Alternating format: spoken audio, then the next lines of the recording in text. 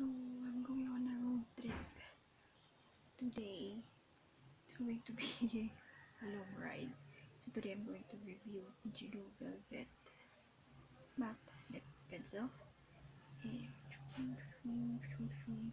And this is around 240 pesos, and I've been using this quite a while ago. Pero okay nagamit, so I'm road testing this. Alright, so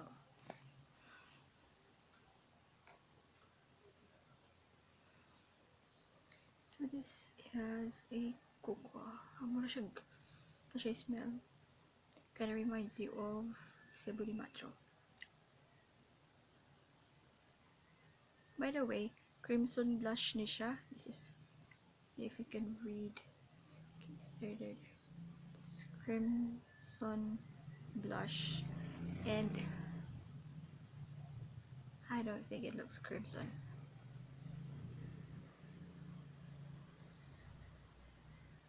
It's more of brown. Claims to be velvet matte, but doesn't feel like velvet matte. Mura siya cream.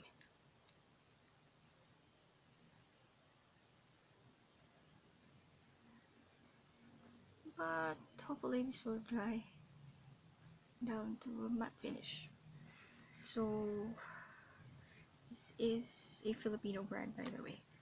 So time check, it's around 8:40.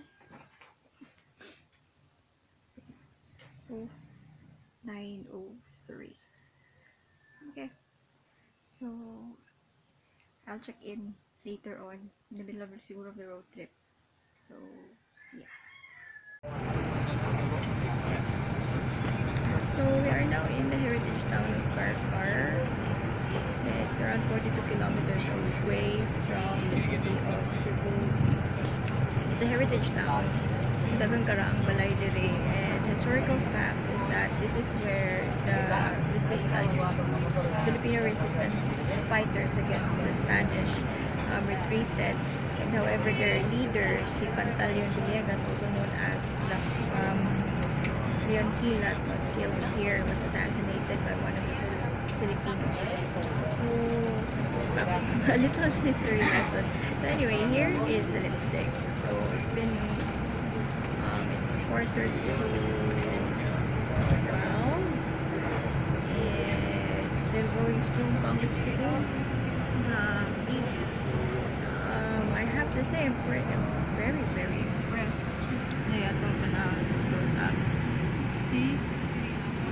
No crumbling. Wala ko nagkunin ka o gusto ko iinom yung tubig. No crumbling. So layo pa niya akong biyahe. So I'll update you afterwards. So I'm on my way to Negros Island. So that's my destination.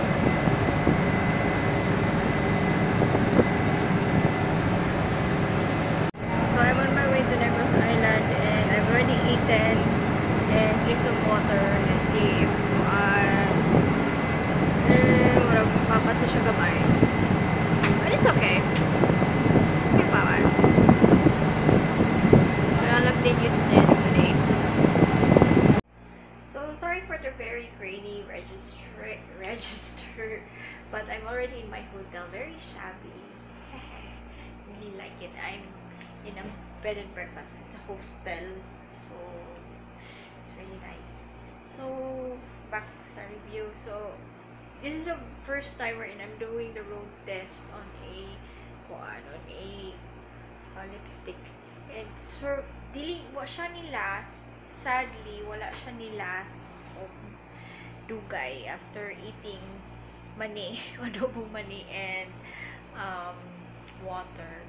However, I'm so impressed with the Nichido lipstick. I'm going to get it. Okay, in fairness to it, it costs around 240 pesos.